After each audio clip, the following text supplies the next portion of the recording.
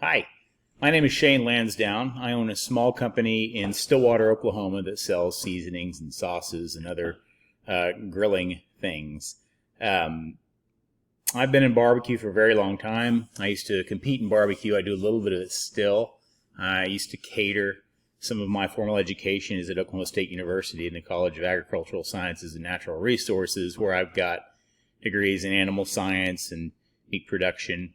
And I did a lot of agronomy research and things like that. So it's always been a passion of mine, cooking meats. And when I came across barbecue and how it works, I was just intrigued.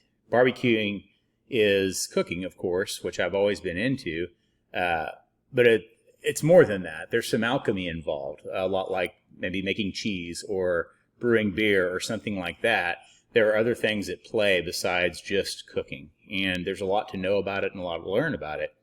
So I went through the years and years and years of experimenting and trial and error and saw myself, I was sticking with it because I was so obsessed, but I was throwing away a lot of product, and I was, kind of getting let down a lot as I experimented.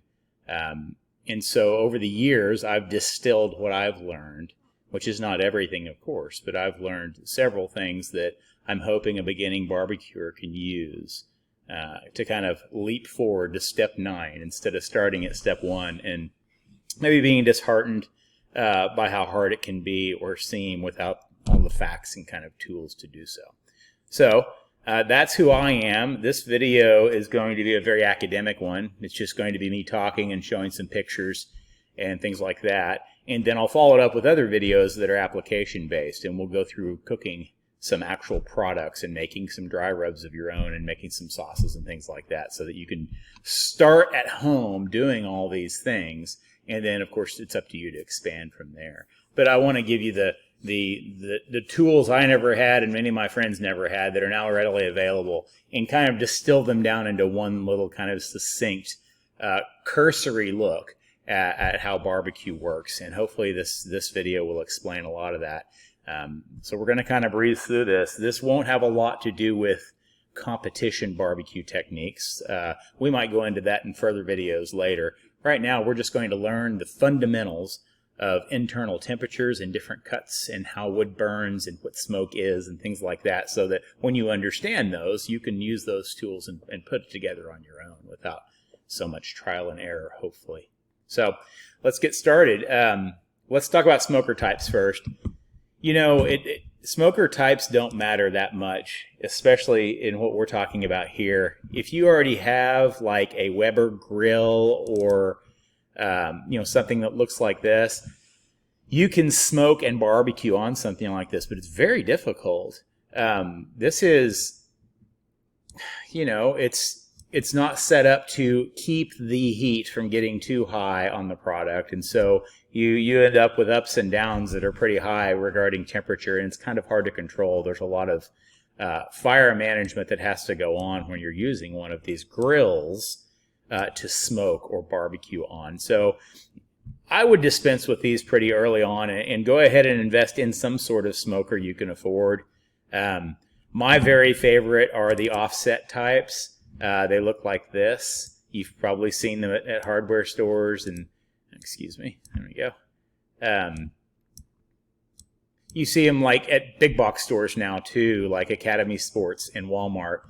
Often those, though, to warn you, are made with very thin metal. So if you do buy an offset smoker, I would implore you to find one that is at least 1/4 inch thick steel. They'll weigh 400 or 500 pounds. They'll be very difficult to pick up and put in your truck. You'll know you're getting something that has a lot of heat retention capability and heat sink capability, though, when you buy that. And that's very important to me. So I don't want to go too far into all these smoker types and things, but these are offset smokers. Here's another one with a square box. Here's a trailer. It's an offset smoker. I'm calling these offset smokers because the firebox is offset over here from the cooking chamber. So you start your fire, your charcoal or hardwood fire in here, and the smoke travels through here and up out the stack and bathes your product in smoke, and it allows it to be smoked and barbecued. So these are called offset smokers. They're an indirect cooker because the fire is in one place and the cooking happens in another indirectly. Another made in Oklahoma brand is Hasty Bake. I love these. They're more of a direct cooker because the charcoal or wood fire sits directly below the product, but there's a lot of control you have over the temperature. So you can drop this tray and raise this tray and change the ventilation to get this cook chamber the exact degrees that you want to. A good old standard is like the Weber Smokey Mountain. These are called bullet smokers. These are a little less expensive. Several companies make these. They all kind of work the same. The charcoal sits down here, and then there's little louvers that you open and close to control how much oxygen gets to the charcoal, the fuel, and then that controls your cooking chamber temperature. And then there's always a pan right here that they say you could put water in or whatever, but what it mainly does is keeps these drippings from landing on this fire and putting it out, or from flaming and flaring up. These are great. These are great smokers. One big basket of charcoal can go over 12 hours in one of these, so they're very efficient. Another efficient kind of smoker are these ceramic types that you see. Big Green Egg makes one. Kamado Joe makes one. Char Griller makes one. They're very expensive and they're very heavy, and they don't have a whole lot of space inside them. So for those three reasons, I've never purchased one, but they're very efficient. You can put a very small fire down in the bottom and choke it down, and since it's really insulative, the fuel will last a very long time. So they are great options. Any smoker will work. There's a lot of people that really tout one smoker over another for its ease of use or for its flavor it imparts. At the end of the day, if you're following the fundamentals I'm going to set forth, you can have a really, really cheap little smoker or a really, really big expensive one. And in both of those smokers, you can produce really, really good barbecue. So don't fret that. Don't think you have to go out and spend $1,000 or $2,000. I'll give you some hints later on where you can get some of these smokers for less money, and maybe how to offset that cost a little bit with some buddies or things like that. The only thing I don't know a whole lot about are the pellet smokers. They're really popular right now. Traeger makes them. Green Mountain makes them. The way I understand that they work is there's a big hopper on the side that holds wood pellets that you can buy in various types of hardwood pellets, various species of wood, and there's some sort of auger feed that runs them over to a heating element that burns those and bathes the product up here in smoke.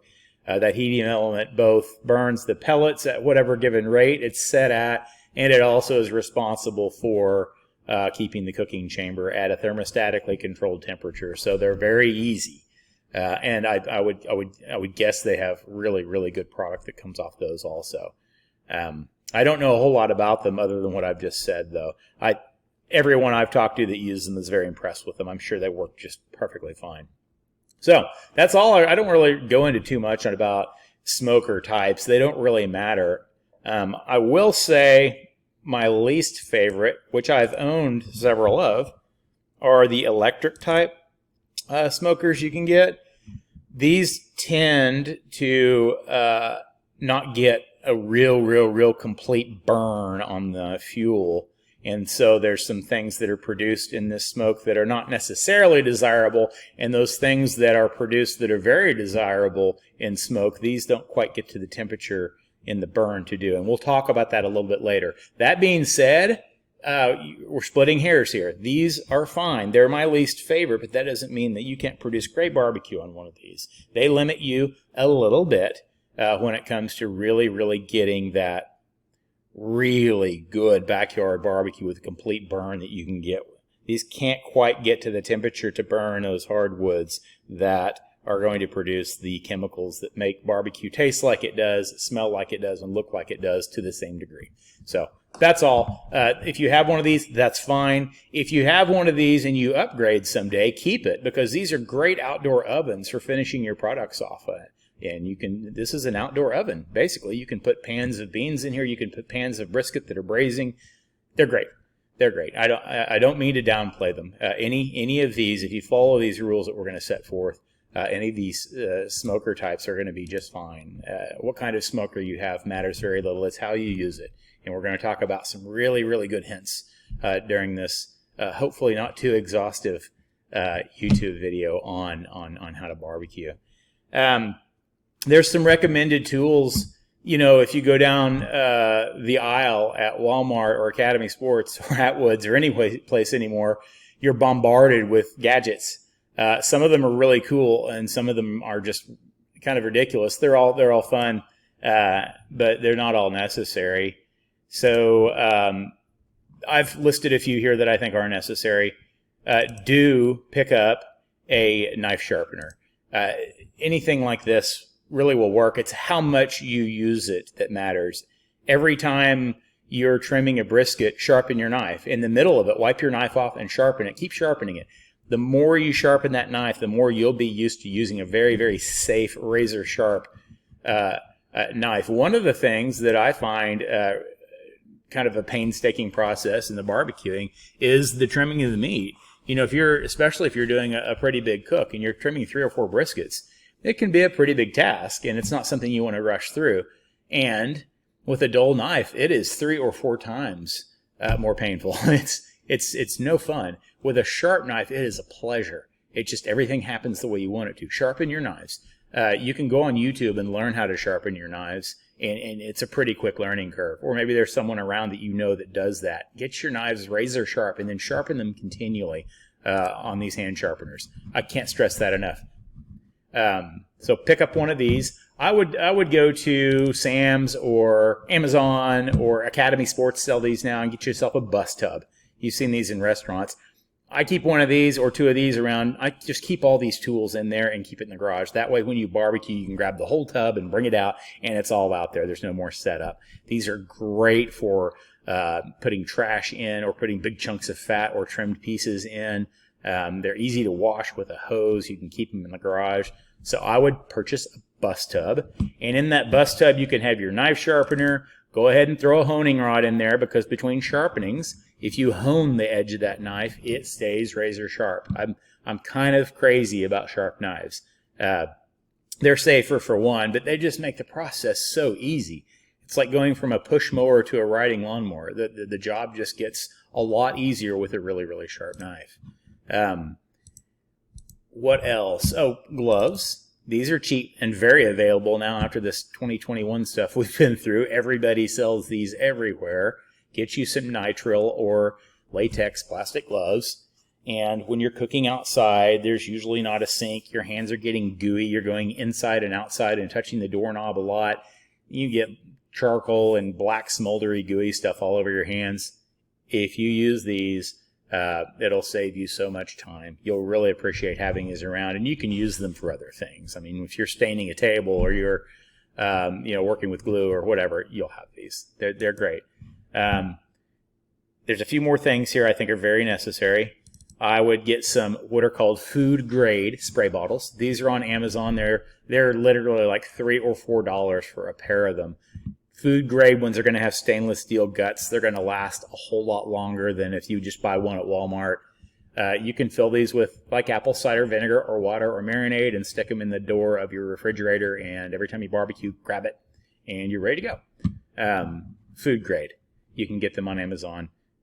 Also, like Walmart and Academy and places like this, in their grilling aisles, I've been seeing more and more of these choices also. So people are really starting to demand those at the big retail stores. So the last few things are, if you go to Costco or Sam's, these are much cheaper. Go ahead and pick up like a 20 or 24 pack of these aluminum half pans. They're 9x13. You don't have to get the aluminum lids. Foil works just fine. You'll use these so much in barbecue, and they're much less expensive if you get them at Costco or you get them at Sam's or someplace like that. If you buy them at Walmart, 2 or 3 at a time, they're very expensive. But if you get a big pack of them at a restaurant supply store or the restaurant supply area of like a Sam's Club, they're very inexpensive. And you can wash them, but after you've smoked in them in the smoker, if you do something like that, you'll have to throw it away. But they recycle, and they're indispensable. I would highly recommend picking some of those up. The last thing, and the most important thing, is an internal meat thermometer. This is an instant read internal meat thermometer. These are about $20, so they're not super cheap. They've come way down. They used to be like $80 or $90 if you wanted one that was instant read. And what happens is the very tip of this probe right here is where the temperature is measured almost instantly on the dial. This is my favorite one right now. It's $19 on Amazon. It's Geisten, I think it's pronounced, Gaisten. You can get them other places, but Amazon has them for $19. They come in different colors. And they also have an extendable probe right here. They also have magnets on the back. So you can stick this thing on your smoker and put this probe in your meat and walk away. And you can see it. You can see it from a distance and not have to open the door.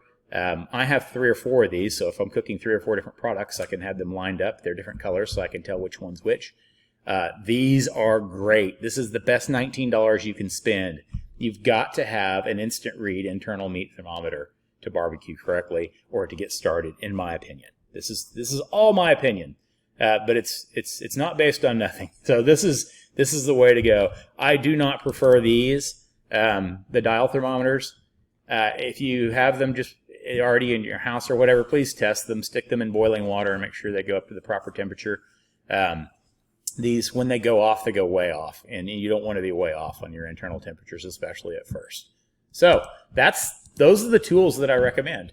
The last thing really is, if you don't already have one, pick up a fold-out table to put beside your smoker. There's not been a smoker built that I've seen that has adequate prep area or workspace. They always have these little tiny shelves out in front of the smoker, and you put something on it and open the smoker and it knocks it off. It's too small. Get a big table if you don't already have one, and sit it up by your smoker on your porch or wherever you're cooking. You will use it for everything. You can cut your meat on it. You can do prep on it. You can keep all your supplies on it. It's nice to have that horizontal work area. So what are we talking about here? We're talking about a fold-out table, a bus tub to keep your things in, an instant read thermometer, at least one, some foil pans, some spray bottles, some nitrile gloves, and a sharpener and honing rod. If you don't have anything other than these things, that's not too much money we're talking about there either. None of these things cost that much, except for maybe the table. And you might already have a solution for a table. You might have an outdoor picnic table or something you can roll out there. But please set that up when you start smoking. That's all I want to go into as far as tools. A lot of these I didn't have when I started, and I noticed over the years that they made the process, just like having a really sharp knife, all these things add to the cooking process being much more pleasurable. So if you get these things, get them ready, get them set up before you start smoking, then I guarantee you it'll be a lot easier and a lot more pleasurable to cook. So anyway, I recommend those things. All right, now let's talk about some of the nerdy things of the cooking process itself, because we've talked about smokers, we've talked about some of the gear. Now we're going to talk about what happens during barbecue. The first thing we need to talk about is the smoke itself. Barbecue is cooking meats, generally, in the presence of hardwood smoke. And that hardwood can come in the form of hardwood logs that you buy, or it can be charcoal briquettes or hardwood lump charcoal. It can be pellets. It can, there's different things that you can smoke over. We're mainly going to talk about like charcoal and wood, though. That's what most people use. And if you use a pellet smoker, of course, all this that I'm talking about will still apply, but I'm not going to talk about that fuel source specifically, nor do I think I need to. It's more or less self-explanatory, it seems, when you buy a pellet smoker, how that works.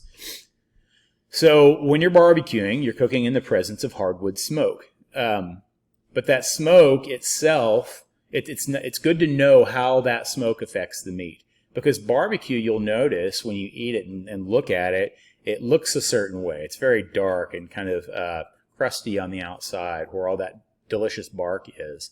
And then when you cut it open, there's a ring of pink just right on the inside surface of that meat called the smoke ring.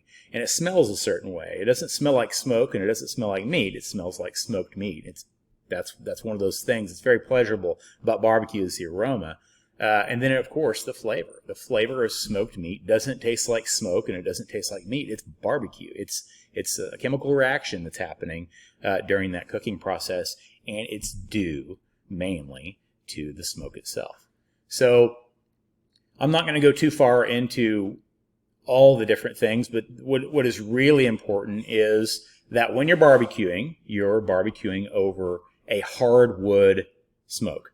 So generally it's oak, or it's pecan, or it's hickory, or it's a fruit wood, or it's some other sort of nut wood. And those are dense woods that are 70% cellulose and hemicellulose and 30% lignin. Soft woods like pine and cedar and things like that have a whole lot of other things in them. Their composition is not ideal. It is not good at all for barbecuing over. So we use hardwoods. I would recommend in the beginning, source out oak, pecan, or hickory. Whether you're buying chunks of wood at the supermarket or the hardware store, or you're calling a tree guy in town that has felled some trees and sells split wood, or you're buying it from a firewood person, it doesn't matter. Oak, pecan, and hickory are a great place to start. The type of wood that you use when it's properly seasoned, as far as which hardwood, whether it's apple or cherry or hickory, the type and variety and breed of wood that you use matters a whole lot less than anything else we're talking about. So just start with oak, pecan, or hickory if you can, and just start there. And then you can mess with different, I would recommend messing with different breeds later to see if they have an influence that you like. So what happens is, like I mentioned earlier, 70% of the dry weight of a hardwood, let's say log, is cellulose and hemicellulose, and then the remaining 30%, and this is variable between species, is lignin. Hemicellulose and cellulose burn at a much lower temperature than lignin. They burn at 450 all the way up to about 500 or 600 degrees, and this is at the surface of the wood where it's burning. Once you reach 400 to 450 degrees, the hemicellulose and cellulose begin to break down and burn. And when they burn, they produce acids, and they produce gases and different things that are not too desirable, really, for flavor of food. Some of them are undesirable. They give it a kind of a cigarette buddy, sooty. Everyone's had this, when you've had bad barbecue. It's bitter, it's ashy. It's not a great flavor, and that's due to someone not allowing that hardwood to catch fire and get hot enough to where the lignin starts burning. By the time that fire is hot enough that the surface of the wood that's burning reaches 600 degrees Fahrenheit or a little bit more, most of the cellulose and hemicellulose at that layer is gone. It's vaporized, and now your lignin is allowed to burn. And when lignin burns, that's a polymer that holds wood together. It's a very complicated molecular compound, especially when it's compared to cellulose. When it burns, there are two things. There's two oils that come out of that burn that are really important for barbecue. One's called glycol, and one is called syringol. And what those do is they make barbecue taste the way it does whenever they adhere to the surface of that meat, and they make it smell the way it does, and they make it look the way it does. So when you have a hardwood burn that's completely burning and consuming and really, really, really hot, you have a propensity of those oils in the smoke, and you have less of the compounds and acids we talked about earlier as a percentage. And so what happens is that syringol and that glycol deposits itself on the meat during the smoking process, and the barbecue will taste like it's supposed to. Now we can go back and collect something I said earlier and unpack it about the electric smokers not being my favorite. They smolder over a heating element, and it's really difficult to find an electric smoker. I think some of the commercial ones do a better job. One of them is Cook Shack, made in Ponca City, Oklahoma. But they get hot enough to where that lignin depolymerizes and burns and turns into the syringol and glycol, because you can smolder a fire all day long at a lower temperature, and you'll never get those syringol and glycol compounds that you want to bathe over your meat in a high enough concentration to make it taste good and overcome that bitter, sooty cellulose burning flavor. So that's how smoke works. We could go on and on about everything about it, but when it comes down to it, the syringol is where you get that smell and aroma of barbecue, and the glycol is where you get that flavor that is so good in barbecue. And so that's what smoke is. That's kind of how it works. So what we'll go about when we talk about the steps in barbecue is the first thing we do is either get a charcoal or wood fire burning and let it get really, really, really hot to where it's consuming the outside of that wood at a very high temperature, and you're getting a very complete burn. And when that happens, of course, we're going to have things present in that smoke like we just talked about that are very desirable. So that's the smoke. Let's see here. Fuels. Now that we're talking about that, like I said, you can source hardwood now at most department stores, sell it out front. It's a little expensive. So if you barbecue a lot and you're going through quite a bit of it, especially in an offset smoker, they eat a little more wood than like a big green egg or something that's more efficient. If you're going through a lot of wood, you're not going to want to buy those bags of it at the hardware store or at Walmart. You're going to want to source it locally. You can, like I said, if you call an arborist, a tree company in town that removes trees, they're often going to have a really good supply of that. You may have to split it on your own then. Maybe you do that, maybe you don't. There's always people in most parts of the country selling firewood, but you want to make sure that if it says mixed hardwood, that you kind of stay away from it. That could have elm or hackberry or some woods that aren't necessarily great for what we want to do. You want to make sure it's the species that they say it is. And you got to watch out too for when you're buying firewood. It could have some poison ivy on the outside of the bark, things like that you don't. Just pull it off and make sure that remember this wood is an ingredient to something that you're going to eat. So you'll treat it a little bit differently maybe than you've treated other firewood. But there's lots of places you can source it. And maybe you're really, really good with a chainsaw and have some property and you can source your own firewood. I don't know. But it's readily available at the hardware store and things like that. Charcoal is the same way.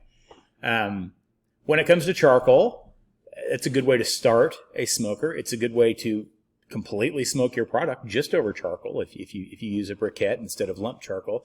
And when I say that, here's what lump charcoal is. This is actually charred wood. This is, as I understand it, they deprive some of the oxygen from the burn of a hardwood, and it leaves this carbon skeleton backbone, which we call charcoal. And it can be lit and reburned. This is lump charcoal. You'll see it for sale in a lot of places now. A lot of people make it. There's not a lot left as far as lignant oils in this. So lump charcoal is generally just used for heat. It's great to grill over because it produces a really hot, consistent flame. I don't use it in barbecue at all. It's very expensive. It burns away very hot and very fast, and there's no flavor in it. What I use are briquettes. Here is a Kingsford briquette. Kingsford has several ingredients in it. It is one of the better charcoals out there. It's manufactured mainly from wood charcoal, like we saw this here. So they crush this up. And then to that, they add like anthracite, coal. They add coal to it. They'll add something called mineral charcoal to it. They bind it together with a vegetable starch. There's sodium nitrate in it as an oxidizer that helps it burn faster. There's borax in it. None of this stuff is necessarily bad for you. It's just what it takes to make a Kingsford briquette. I do like Kingsford. I do like charcoal briquettes. I think there's nothing there's enough sawdust, raw sawdust in Kingsford to do an entire barbecue smoke with this, and it will flavor your meat with plenty of syringal and glycol. It will taste good. That being said, my favorite is Royal Oak. Royal Oak is made in America. It's from American hardwoods. It is only ground up charcoal, wood pieces, and vegetable starch to hold it together. That's all that's in Royal Oak. So it doesn't burn quite as long as something with coal and anthracite or borax and sodium nitrate in it, which will burn a little more evenly and a little longer. But I think it tastes better. It usually costs a little bit less than Kingsford. It's made in America. There's nothing else in it. So anyway, you can smoke completely over just charcoal if you like. That being said, I like to add wood chunks if I'm using charcoal at all. If I'm cooking in a small offset smoker, if I'm cooking in something like a Big Green Egg or a Weber Smokey Mountain or anything like that, definitely have charcoal as the main heat source because it's more catered to a small cooker like that. But I'll throw wood chunks in there and let them get really, really hot and burning, like we talked about earlier. And then I'll add them periodically to get a good bath of smoke over everything.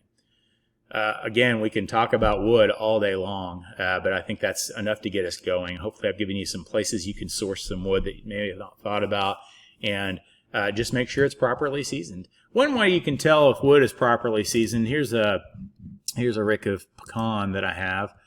You see how this wood is all split and stacked, but you see these radial splits, these radial cracks. That often happens at the beginning of wood reaching a dryness that is acceptable for smoking over.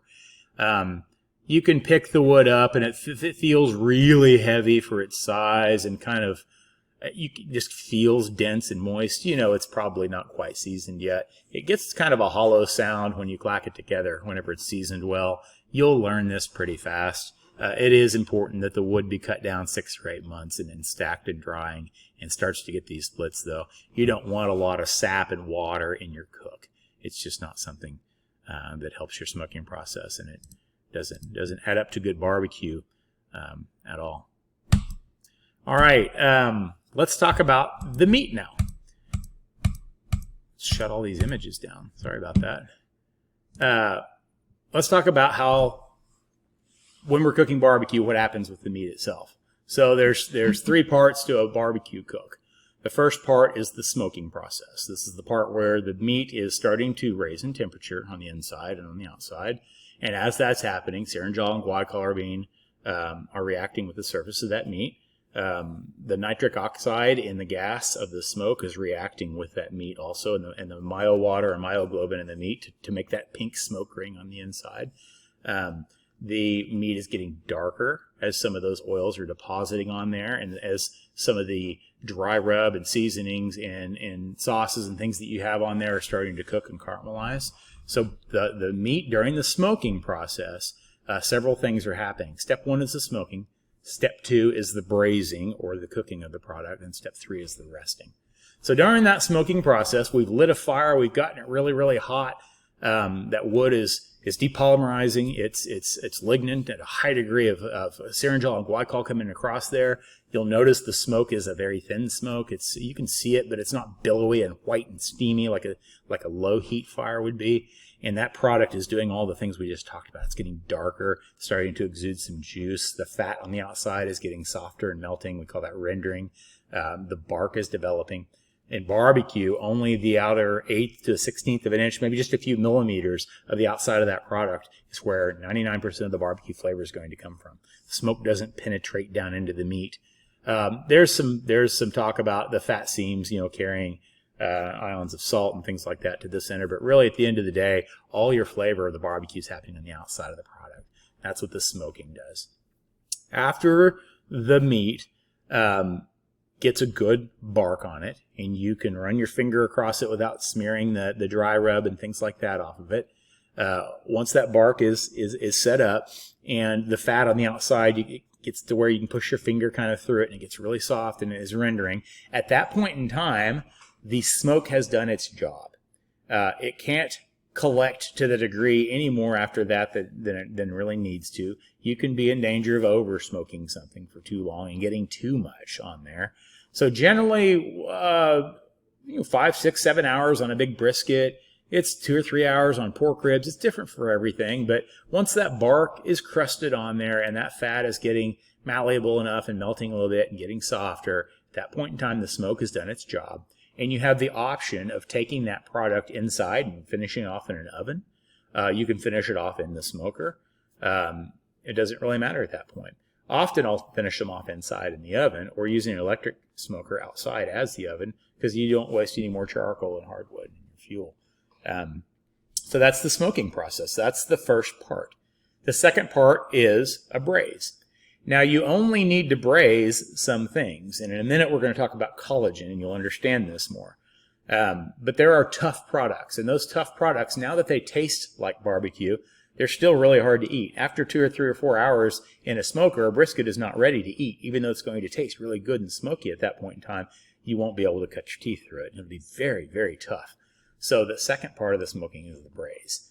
Now again, these are my opinions. I do consider them very well founded. Most people follow these rules, but you'll see people that don't braise. They just keep smoking it. That's fine. I would recommend following these steps at first and then seeing what you think later.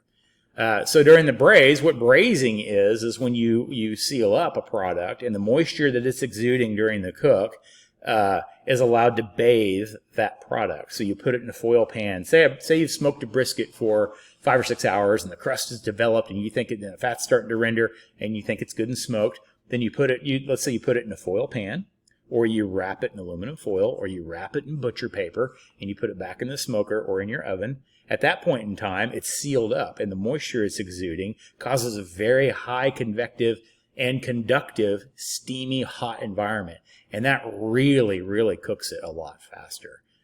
Conductive energy, when you're talking about conductive energy, like when you touch something, the heat you feel versus when it's radiating or the hot air is blowing across it. When you touch something, that's conductive energy. It's very, very efficient at what it does. So when you wrap that brisket up in aluminum foil and it's all those juices are touching it on the outside and carrying their heat into it, think of putting your hand in a 200-degree oven. You could hold it in there 10 minutes. But try and put your hand in 200-degree water. You'll blister immediately because conductive energy is very, very, very efficient when you're talking about cooking. So once the smoking is done on a product, if it's a tough product like a brisket or ribs or pork butt, something like that, then it needs a braise to tenderize. That's step 2. So we'll talk about more specifics on that later. And then once it's done, and we'll talk about how that is measured with internal temperatures, once the braise is done, the product is properly smoked and now it's properly cooked. The last very important step, step 3, is the rest. And that's where you set the product aside, you vent it from its braise, you tear the foil or open it a crack and let it vent and cool down very slowly. And there are molten things inside of that product that are at a very high temperature when you first take it off. And what resting of meat does is it allows the viscosity of those liquids to get more thick. They thicken as they cool. The collagen and the elastin and the fat and everything settles back down and gets to where it stays inside the meat because it's higher viscosity. You will hear some folklore about resting a steak or a hamburger or a chicken breast or a brisket allows the meat's juices to redistribute themselves or allows the juices to move back towards the center of the meat. I've never found any of that to be true. I do know that when you take a stick of butter and you stick it in a pan and turn it on high heat and it melts, it gets very runny and its viscosity is very low. And then as you turn that pan off and it cools back down to room temperature, the viscosity goes back up. That's the way saturated fats often work. And in meat, that's very important because right when you take the meat off and it's very high internal temperature, all those molten collagens and things like that inside there, that connective tissue that's molten is very, very, very loose and runny. And if you cut it, it will run out of the product. If you let it set, it begins to set back up inside that product, and that's important. We're going to talk about collagen next. And you want to keep all that molten juice inside the product.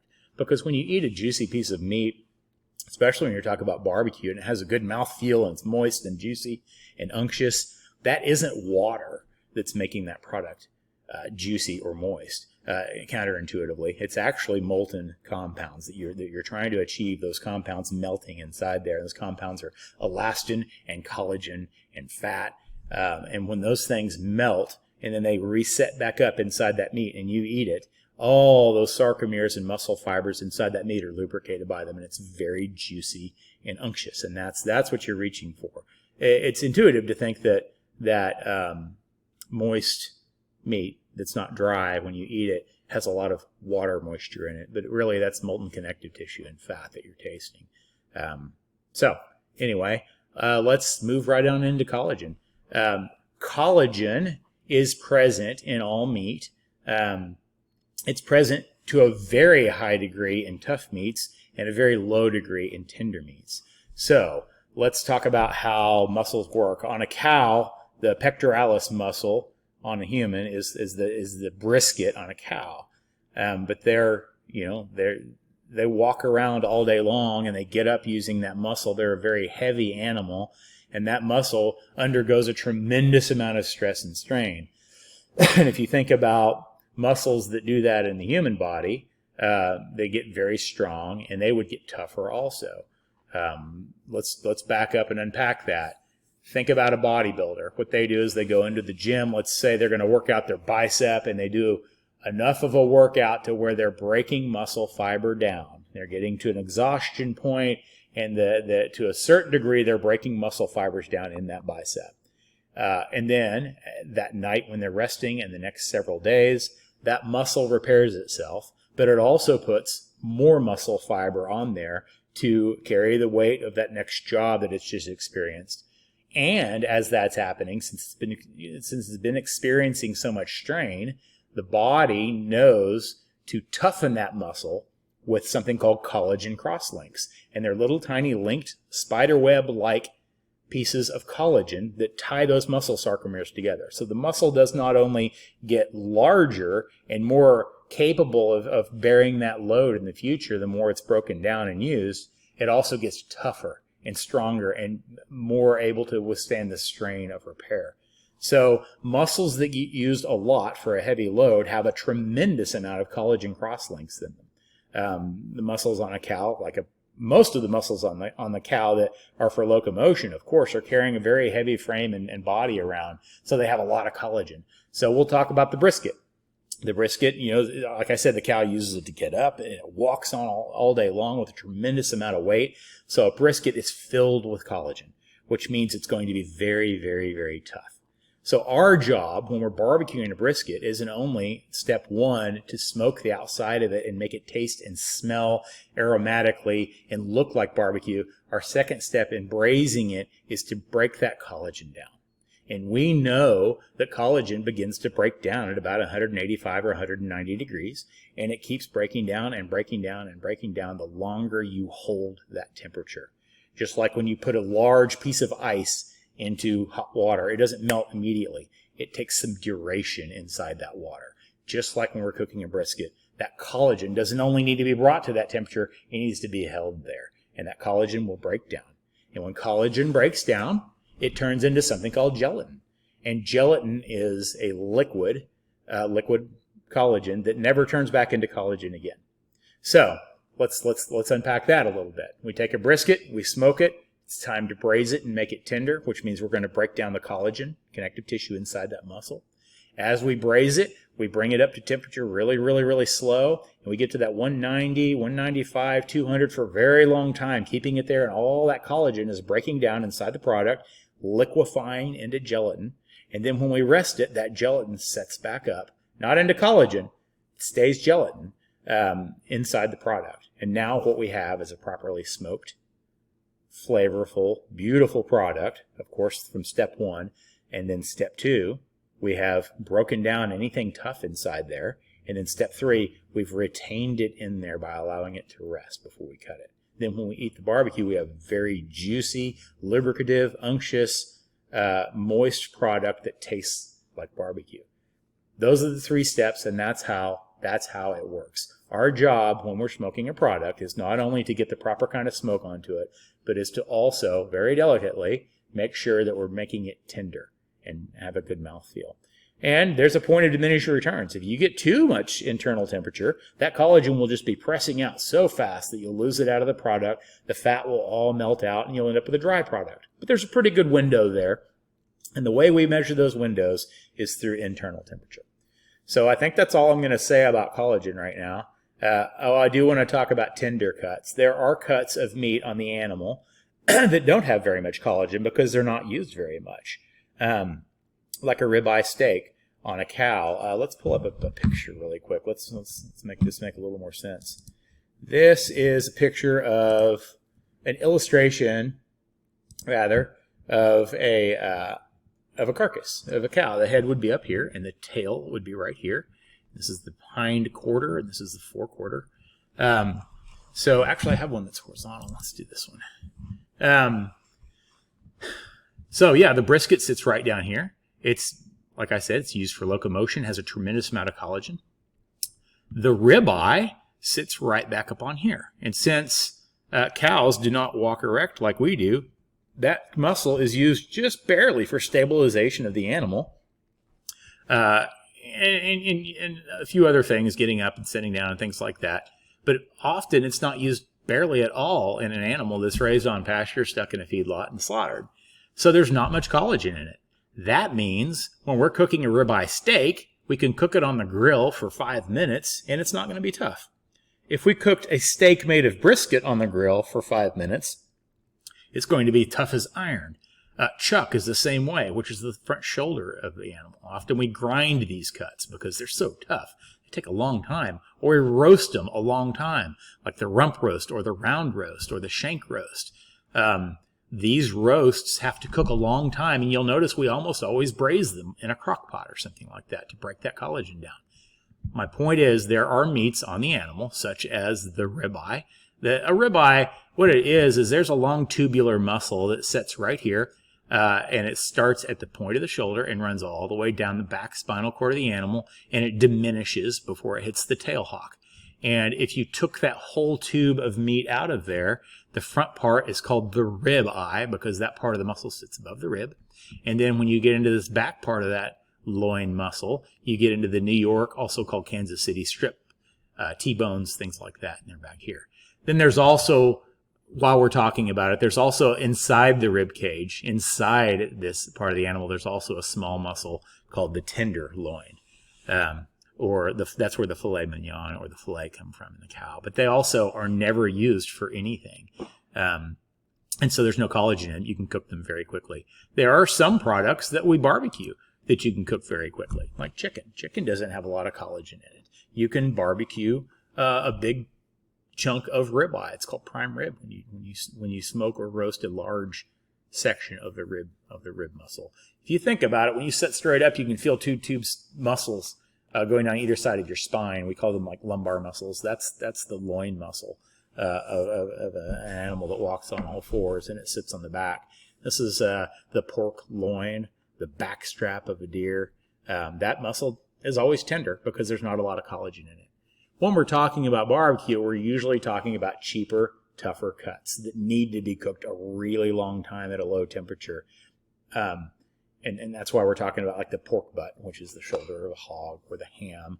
We're talking about the ribs of a hog, which are really, really tough, or the brisket of a cow, which is tough, or the chuck eye or something like that, that are just, they have a lot of collagen and connective tissue.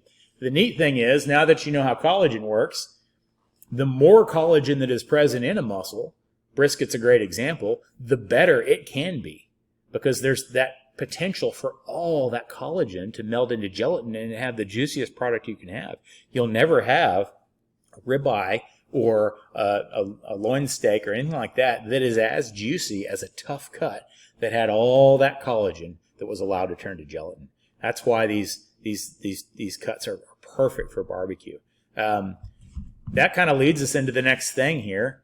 Let's talk about some of the different kind of cuts of barbecue there are. And we will come back to these as reference. So let me shut them down real quick. The first one is the brisket. Here is a whole, what is called packer brisket, sitting on my counter. And the brisket has two parts. There's the flat, which is right here. You can see how it kind of goes up and around here. This is the flat sitting on top. And you can see that the other part right here is called the point. Here's part of it, and it kind of goes up and underneath there. And the point is kind of the deltoid connection of the cow. It's a different type of muscle, and they're separated by a piece of fat right here. So this is a whole packer brisket, and when I do a video on cooking a brisket, we'll go into trimming techniques, and I'll go ahead and pull one apart into a point and a flat so you can see the two different muscles and the fat that lays between them. That's a packer brisket.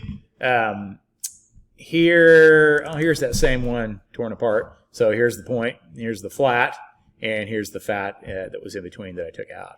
The point, if you're down in Texas and you go to a barbecue stand and they ask you, do you want fatty or lean, or do you want lean or moist? The lean comes from the flat of the brisket. It has a lot less fat and tissue in it. And then the point is the fatty or the moist that you'd be asking for. You can see how much fat is sitting inside here. There is another muscle in the cow called the tri-tip that is excellent for barbecuing. These are briskets up top. The tri-tip is right here. The tri-tip costs more per pound than a brisket does, but there's nothing you have to carve off or throw away. And the texture of the tri-tip is very close to that of the point of the brisket. This is a flat back here, and this is a point. The tri-tip and the point have about the same texture. They're very, very moist. They have a lot of fat content in them. I really like tri-tip. Here's one that is fully cooked. Beef ribs are an excellent choice for barbecuing. They're very tough. They have a lot of collagen, and there are chuck and plate ribs. These are called all kinds of different things. So when you go to the butcher, it will be a confusing nightmare at first. They come from this part right here. The chuck ribs will come from the front part. The plate ribs should come from the back part. Often they're called short ribs. Often those short ribs are cut into smaller pieces. There is a lot of variation in beef ribs when you buy them. But basically you want to look for those big monsters like that. When they're cooked, they're just enormous. And they're very good because there's so much connective tissue in them.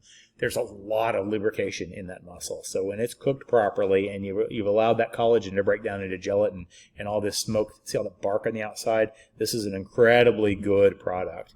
They're very moist. They're very juicy. They are expensive. There's not very many on each cow, so they're not super cheap.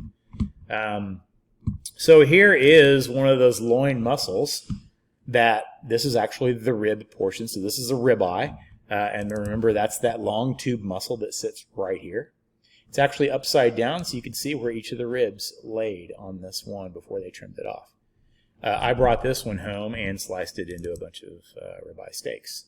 So when you cut that up, now you know where the ribeye comes from. That's the loin over the rib portion of the cow. The reason I put those on there is because you can smoke. You can take like a 6-inch cut of this and smoke that, and that's prime rib. Very good. The internal temperature you go to is much different because we don't have to cook it to tenderness. It's already tender. But we'll talk about that after we've gone through these. That's the next thing we'll talk about is quality grades of beef. Then we're going to talk about internal temperatures and why I believe they're very important.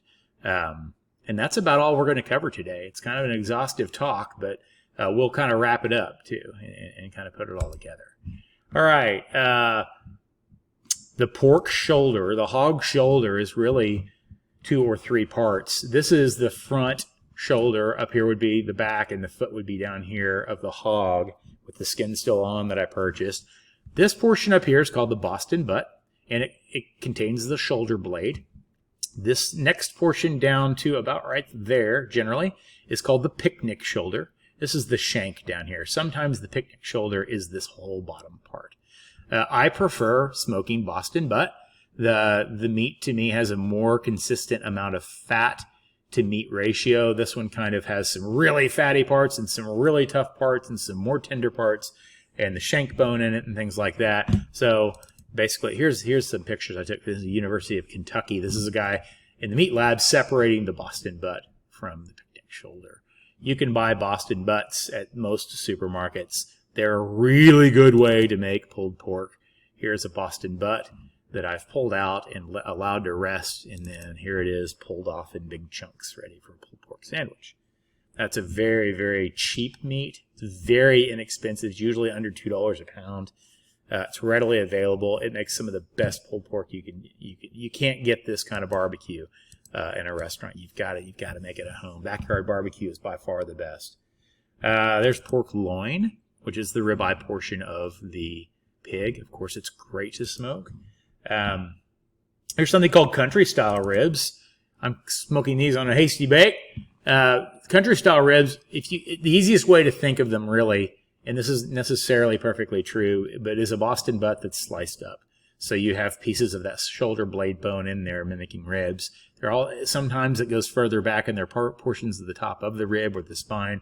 But this meat is very tough, and so it needs a braise. But they look kind of like that when they're done. They have a lot of collagen in them, so they cook up very good. They're called pork country style ribs, and I have directions that we'll go over here in a second for those also. They're very good. A lot of people used to call these ribs around here. This is when people made ribs, this is what they thought about. They're very, very good. Like I said, they have a lot of collagen and connective tissue in them, so they're very juicy when they're done. Then there's traditional ribs. We've got the spare rib on the top, which is the lower portion of the hog rib. And then we have the higher portion is the baby back or the loin back rib. On the pig, Down here is where the spare rib comes from, right there where it joins the sternum. And then that top portion right along here, called the loin back rib or the baby back rib, is where the baby backs come from. And they trim that loin off of here, but some of that meat stays on there. And you can see there's some loin meat left on here. They cook up about the same. There's a little bit different, timing. These are a little fattier. They're shorter. Spare ribs have kind of this big skirt diaphragm piece on here I like to trim off. You can trim a spare rib into something called a St. Louis rib. So when I do the rib cook application video, I'll show you how to take a spare rib down into something called a St. Louis rib. It's basically just this lower rectangular portion of ribs with the rib tip up here, this flap right here cut off, and this flag muscle out here on the end cut off. It's just a rectangular representation of the spare rib. But these are pork spare ribs, and these are pork loin back or baby back ribs. Those are pretty popular cuts, of course. One thing people don't think about a lot is smoking a ham. You can buy a ham which is already cooked, it's already smoked, and you can put a good glaze on it and stick it in your smoker with some cloves. I've scored the outside here, and this takes ham to a whole different level. All these recipes I'm going to give you on a recipe card here in just a second on my website, and we'll go over that here in just a second. So that's why I'm kind of breezing through this really, really fast. There's just a lot to talk about in this video. Of course, smoked chicken. This is whole chicken, but of course you could smoke just the wings or just the breast. You can smoke the whole chicken. You can cut it in half and smoke chicken halves. You can do thighs. You can do the drumsticks. Yeah, you can do something called spatchcocking, where you break the whole chicken in half and lay it down, and we'll probably go through all that in the chicken application video. Smoked chicken is very, very popular. There's not a lot of collagen in this, so it doesn't take very long. You can smoke a chicken in an hour and a half.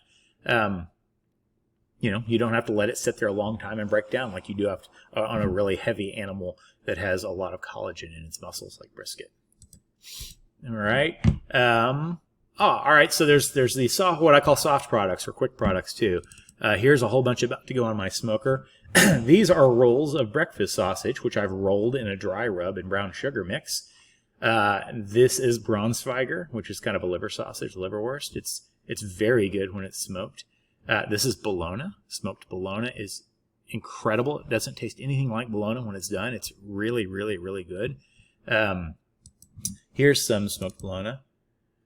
I score the outside when I smoke bologna because it tries to split on you, and you can control where that split happens this way. You can also get a little bit more smoke flavor down into that product. Sometimes I dry rub it. Here's some that's been dry rubbed and smoked. And there's some of that smoked sausage back there. Some of these are products that people don't think about smoking. They think about brisket and ribs.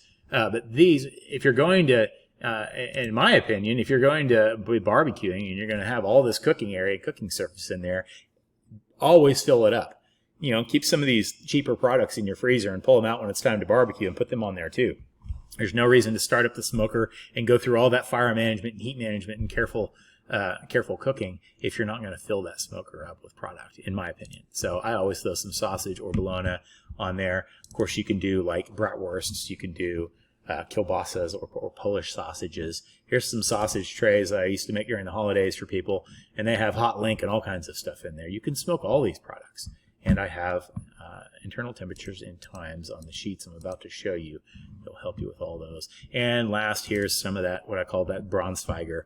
I called it liver sausage earlier. It's kind of like a bologna, but it's made with beef liver. If you think you don't like liver because it has a strong taste, Braunschweiger is very mild. And when you smoke it, it becomes very, very mild. And the dry rub and the smoke kind of overpower any of the really strong liver taste. It's very, very good.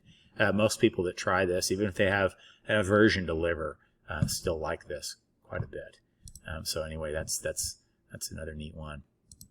So now I'm going to talk a little bit about meat grades, quality grades that you'll see on some products, and then we're going to go over some of the different charts that I've made for you. You can download from my website. Quality grades are generally you pay more attention to them when you're buying steak. So beef, let's talk about beef. Beef is judged in its quality by how much intermuscular fat there is in the product.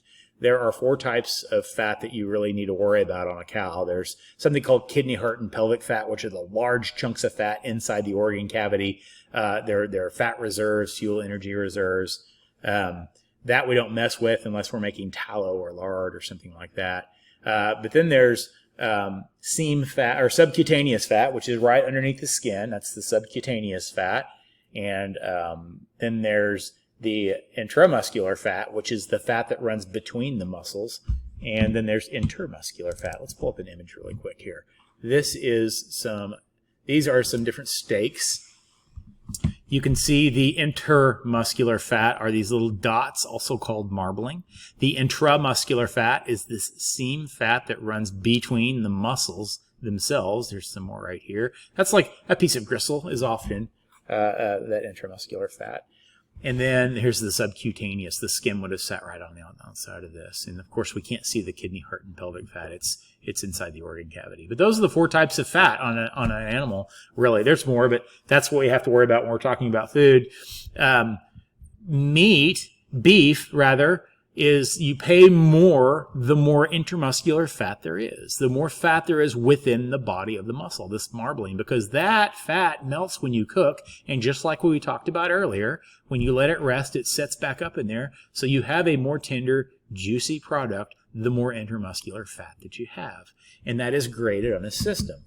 There's other grades below this, standards right below this. Then you have, like utility and cutter and canner and things like that are used for animal feed, things like that. But used to, about all you could get was select. And it had, minimal amounts of intermuscular fat. Generally, you bought a more tender ribeye or tenderloin or whatever, and that was going to be tender because the muscle hadn't been used much, because it was hard to find these higher quality grades. When I was in college, I think 10% of the beef herd went choice or higher. And now it is much, much higher percentage of cattle go choice. You can get choice and even prime at places like Walmart now. That was unheard of when I was in college. So back to it. Select is 1 grade. Higher than that is choice, and a higher grade than that is prime. And so when you're buying a steak, that matters quite a bit. But it also matters quite a bit if you're buying a brisket, because you want as much intramuscular fat as possible inside there that's going to melt alongside that collagen that's melting and turning into gelatin that can also set back up and add flavor to the meat later. So when you look at quality grades, buy the highest grade you can afford. And this is on beef. I don't mess with quality grades on pork at all, because they're graded differently, and it doesn't matter. They're always going to be fatty enough. So when you're buying like a prime rib that you want to smoke, you want a choice or higher. When you're buying a brisket, you really want a choice or higher if you can. And the good news is they're becoming more and more available, and so it's easier to find those things. On a side note, when you're making steak at home, whether it's a sirloin or a ribeye or filet or whatever, you do want higher quality for that. The highest quality you can afford is going to taste measurably better each time. So that's meat grades. All right. The last thing I want to go over is internal temperatures. We talked earlier about breaking down that collagen being part of step 2 of the barbecuing process. Step 1 is smoking it and adding all that bark on the outside, serangol and glycol deposits, and making it dark and getting that good crust and getting those flavors and aromas to adhere to that meat. The second part, as you'll remember, was cooking or braising, where we make the meat tender. And the third part is the resting. In that second part, during that braise, different meats come to different internal temperatures, and that's a good clue to the cook to tell when it's time to take it off and let it rest. It isn't the end-all method for everything, but if you're just starting barbecue, or you never knew about the idea of internal temperatures telling you when a product is ready to come off, it is a huge deal. It is a great place to start for all barbecue, is internal temperatures. Let's go to some charts that I've made really quick here. I have a website called BigRockFoods.com, and that is my business. As I said earlier, I sell seasonings and sauces. And let me go to the homepage here and just bring it on here for you. Okay. So this is the website. And you'll see here is a resources tab. If you go to the resources tab, there are several things on here that there will be more here in just a few weeks, but the ones we're talking about right now are barbecue internal temperature chart, We have one for tough cuts, which will have a lot of collagen in them, as we've just learned. And we have one for tender cuts, which won't have a lot of collagen. But I wanted to put them on separate charts because the cooking methods are so similar for each. Let's see this. We'll look at this one first. This is the tough cuts. So as you see on here, I have all the different products listed over here. I have a rough smoking temperature I like to use, roughly how long you'll smoke for the smoking process, whether or not you want to braise it or not. And since this is a tough cuts chart, you're going to braise all these because these have a lot of collagen in them. And then right here is the part you're going to want to pay attention to. This is the internal temperature where 95% of the time your product is perfectly done and ready for the vented rest. So let's look at brisket as an example. You'll set this is just a cheat sheet right here. If you follow these fundamentals, you're going to have a tremendous amount of success from day one. Your main job when you're first learning to barbecue is keeping that smoker at the temperature you want it to. It's going to be a little difficult the first time. You're going to be messing with your air vents. You'll get some wild swings in your temperature and how much fuel do I use. The second time you do it, just like skiing or riding a bike or anything like that, you're going to be a lot better. So don't lose heart on that. It's easy to do because it takes a long time. It wears you out, and it can be kind of expensive to throw something away if you're not pleased with it. But so let's say we want to cook our brisket. So here's a whole brisket. We're going to set that smoker temperature at 225 to 250 or so. Around 5 hours later, we'll drag our finger across the top of that brisket, and if the dry rub and bark does not come off and the fat is starting to get to where we can kind of push our finger into it and starting to render, then yes, it's time to braise it. If you do it exactly 5 hours and then wrap it in foil and braise it, you'll be fine. This will work every time. You will get to where you think, well, maybe I need 6 or 7 hours, or maybe when I like it at 4 hours. That's up to you. If you follow this to start with, though, you're going to have a lot of success. So set our smoker at 240 or 250, 225, whatever. Smoke it around 5 hours. Wrap it up really tightly in a couple of layers of aluminum foil, and then either stick it in the oven at 250 or I'll keep your smoker going at 250. And then when the internal temperature of that internal temperature thermometer I showed you reaches 205, pull it off, vent it, open up the side of that foil a little bit, and let it set at least 2 hours. That's it. That's the steps. We've got the smoking step, we've got the braising step and the cooking step right here like we talked about, and then step 3 is here. If you just pay attention to these fundamentals, you're going to have a tremendous amount of success the very first time you do it. These fundamentals are so important. I've even made another resource on here that's the simple internal temperature chart. This just has their endpoint temperatures. This doesn't even talk about all the other things, where these things, in my opinion, are best pulled off for a rest. So please go to bigrockfoods.com, click on Resources tab up here, and these will all be ready for you to download. There's going to be some other nerdy articles on here. This is a really good one. It's only about 4 pages long, but it talks about serengol and glycol, talks about lignin. If you're into the real deep science of it, this is a really cool thing. It is important, I think, to understand how that works, at least have a cursory knowledge of it, because you understand what's happening in your smoker and you can control it better. Here's the other temperature chart. This is the tender cuts one. It is for tender cuts that don't have a tremendous amount of collagen. So we have all different types of chicken here. I have finishing tips in here on how you can finish your chicken to make it taste better. It's a little bit recipe laden also. It's not just temperatures, just like the tough cuts chart. There's other hints in here also. Whole turkey doesn't have a lot of collagen. Now some of these do have a braise. Like if you cook a whole chicken, let's go through the whole chicken. You take a whole bird and you dry rub it, you put it on there. I like to stick it in a foil pan just so it doesn't drip all over my smoker. You run your smoker at about 275 degrees for about 2 hours, roughly. Then you cover it because the skin on that chicken does have collagen and elastin and things like that in it. And if you do braise it, you don't have to, but if you do braise it at this 275 temperature, that skin gets bite through tender. And so what you're going to look for is an internal temperature in the breast meat of 160 degrees. That'll be about 180 degrees in the thigh meat, maybe a little bit more. please let it rest, and it'll be done. So this one does have a braise, even though it's a tender cut, because the skin does benefit from a braise. Boneless chicken breast, of course, needs no braise. There's all kinds of different stuff on here. Most of the things that I mentioned on there are on these two charts. So I hope these work out well for you. So, man, we just blew through a lot of information. We talked about smoker types. We talked about the different kinds of tools that if you acquire those tools, it will really make your smoke go a lot easier.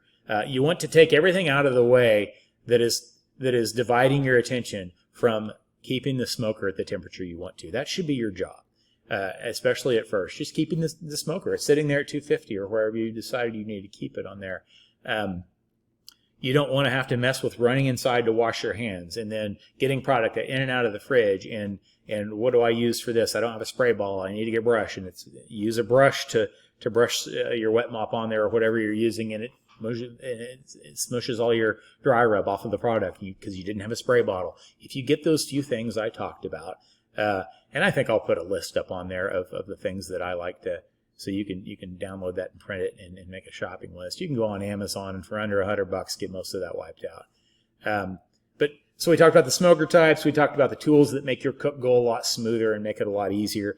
We talked about the composition of hardwoods being hemicellulose and cellulose and lignin, and what percentage of their dry weight those were, and what happens when hemicellulose and cellulose burn and they produce those acids and gases in the smoke that are not particularly desirable. But if you can get that fire up a lot hotter and get a complete burn going, the polymer called lignin starts to break down, and that's where you get serengol and glycol, which is what makes barbecue taste like it does, which makes it look like it does, which makes it smell like it does, makes that bark formation, makes the smoke ring happen because there's more nitric acid in a complete hardwood burn. The nitric acid reacts with the myoglobin in the meat to give that pink smoke ring on the inside of the product.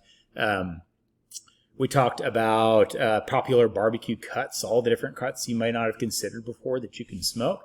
I showed you some charts you can download that have your internal temperatures there to tell you when to take that product off so it'll be just prime. We talked about meat quality grades. I think that about covers everything we talked about. Yeah, I hope that you'll watch this video. It's a lot of information. But now that you've seen this video, when we go into application videos that I'm going to make at a later date, you'll understand what's happening. I'm going to be speaking the same language. I'm going to be talking about collagen in the product when we're cooking a brisket. I'm going to talk about the flat and the point, and about the serengol and the glycol that are coming out of that hardwood burn. That I'll show you how to get a good burn when we're doing that on various types of smokers. But I want you to have this kind of 10,000-foot view of how smoke works, how barbecuing steps work, how there's the smoking process, the cooking process, and the resting process. I like it that you would understand the chemistry of the smoke and what's actually flavoring the meat and making it look that way. All these things are really important, and there's not too much to it, really. I just went through everything that we talked about. If that's all you pay attention to, and you use that barbecue internal temperatures chart, and you understand how collagen works in meat, you've tackled 80% of what barbecuing is right there. Years it takes to trial and error and kind of get to where you understand those things. And I hope that this will start you, like I say, at step 8 or 9 in the process instead of step 1. And you won't be throwing so much product away or getting disheartened, because it's a big deal. You know, if someone gives you a gift of the smoker, you know, maybe for a birthday present or something, you're really excited and you go out there and you try and do this thing, but you don't know about internal temperatures. You don't know about how hot the smoker should be, or what kind of meat to buy, or how many hours per pound you're supposed to smoke it, or whatever, and you're trying to follow these charts and it doesn't turn out good. That's really disheartening. I don't want that for anyone. I want people to have as much success on the very first try as they can. So, sorry about all the information. This is kind of an exhaustive video. I think it was better to do it all in one cut like this, rather than break it up into a whole bunch of different ones. I literally did that first and have, 12 videos on this. But it's too much. I wanted to condense it all into one big, heavy talk, and I hope you learned something from it. So, www.bigrockfoods.com. There's a resources tab at the top. It'll have those charts. Please download them, print them off, stick them in your bus tub with your other stuff, and you always know what you're going on with there. It's a great starting point. And I appreciate you guys watching this through to the end. So happy barbecuing, and I'll see you in other application videos. Thank you so much for watching.